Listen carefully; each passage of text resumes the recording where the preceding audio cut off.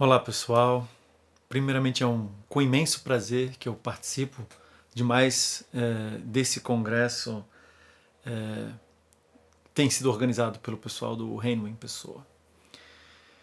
E numa temática que, mais uma vez, é muito pertinente e tem sido uma temática até bastante repetida, né? Nesse último ano e meio de maneira especial, que temos vivido esse estado de exceção, né? Estado de exceção que talvez já esteja até mesmo se tornando o tão famoso novo normal, né? Esperança em dias difíceis. Trocando um pouquinho a palavra esperança para conforto,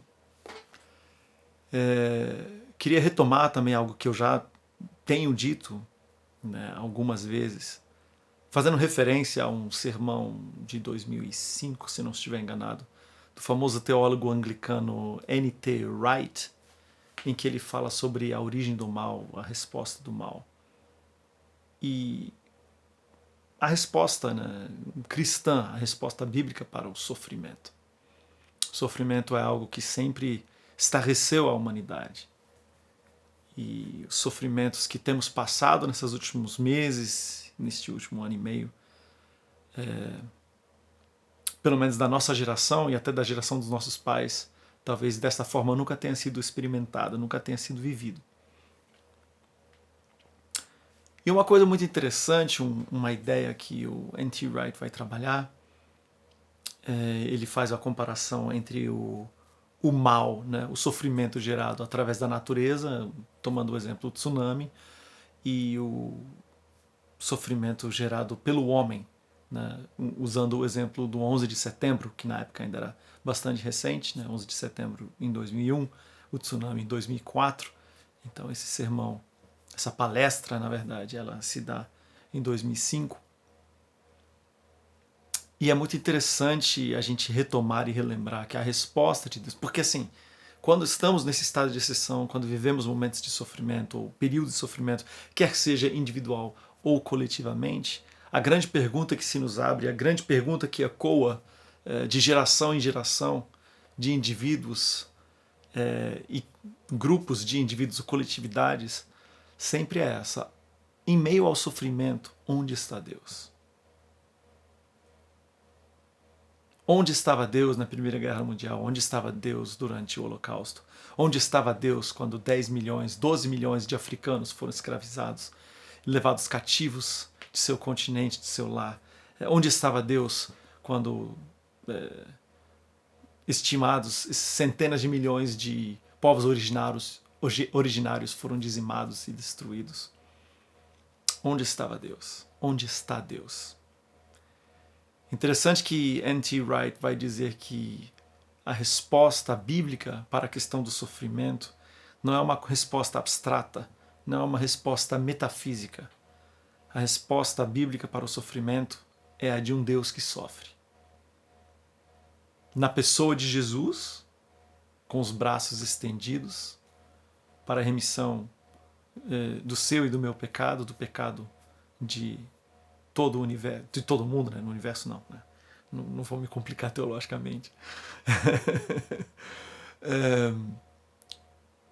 Em que ele sofreu mais do que qualquer ser humano antes ou depois dele e carregou sobre si toda a enfermidade, todo o sofrimento, todos os sofrimentos possíveis, e que por fim a separação de Deus gerada por esse sofrimento, gerada pelo pecado, o levou à morte.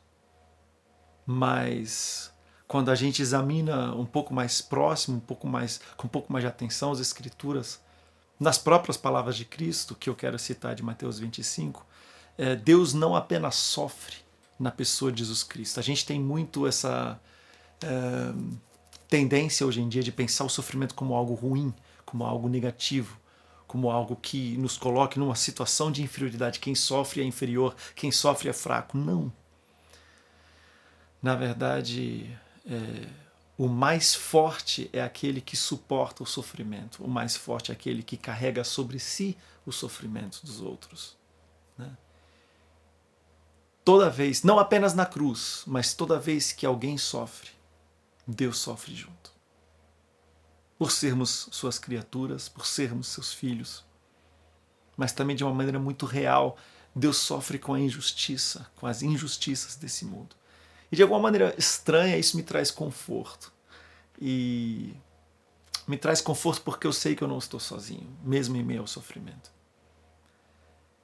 Em Mateus 25, a partir do verso 31, na verdade, Mateus 24 e 25 formam uma unidade em que é o último grande discurso de Cristo antes de subirem para Jerusalém, antes da última ceia, da sua morte, da sua crucifixão. No começo do Evangelho, segundo Mateus, tem o Sermão do Monte, e no fim, que é um grande discurso, que é 3 capítulos de Mateus 5 até 7, 5, 6 e 7, e Mateus 24 e 25 são então o discurso final de Cristo.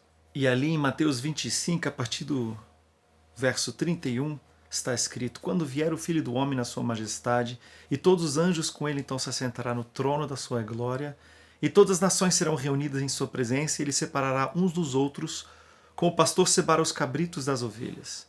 E porá as ovelhas à sua direita, mas os cabritos à esquerda. Então dirá o rei aos que estiverem à sua direita: vinde, benditos de meu Pai. Entrai na posse do reino que vos está preparado desde a fundação do mundo. Por quê? Porque tive fome e destes-me de comer. Tive sede e destes-me de beber. Fui estrangeiro e me hospedastes, estava nu e me vestistes, enfermo e visitastes, preso e fostes ver-me. Então perguntarão os justos: Senhor, mas quando que tivemos com fome te demos de comer, ou com sede te demos de beber? E quando tivemos forasteiro te hospedamos, ou nu e te vestimos? E quando tivemos enfermo ou preso e fomos te visitar? O rei respondendo lhes dirá: em verdade vos afirmo que sempre que o fizestes a um destes meus pequeninos irmãos, a mim o fizestes.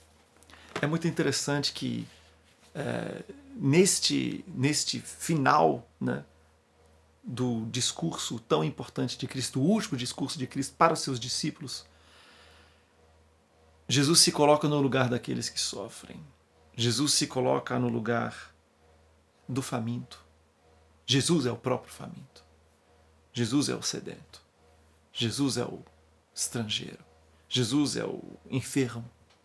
Jesus é o presidiário.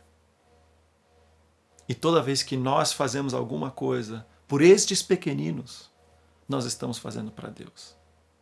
Ora, se Deus sofre com todos aqueles que sofrem, se Deus, na pessoa de Jesus, se coloca no lugar dos vulneráveis, toda vez que nós aliviamos o fardo dos vulneráveis, nós estamos aliviando o sofrimento de Deus.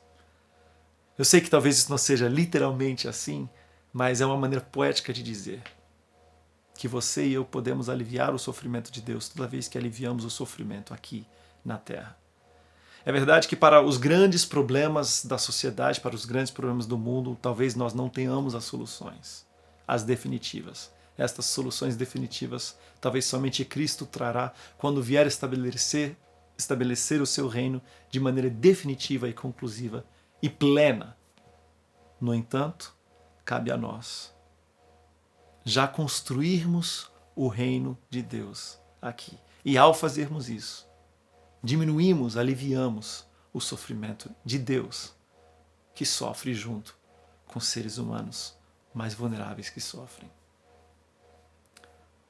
Citando um outro pastor que eu gosto muito, o pastor Alejandro Bullion, ele sempre costumava dizer nos seus sermões: Deus nunca nos prometeu que não passaríamos pelo vale da sombra e da morte, mas Ele nos disse que estaria lá conosco. O que me traz conforto é saber que por mais que eu esteja sofrendo, por mais que tantos estejam sofrendo, inclusive muito mais do que eu, Deus está com você, Deus está comigo. Deus sofre com você e Deus sofre comigo. E ao mesmo tempo, você e eu podemos diminuir o sofrimento de Deus ao aliviarmos o sofrimento uns dos outros. Um grande abraço, Deus abençoe você.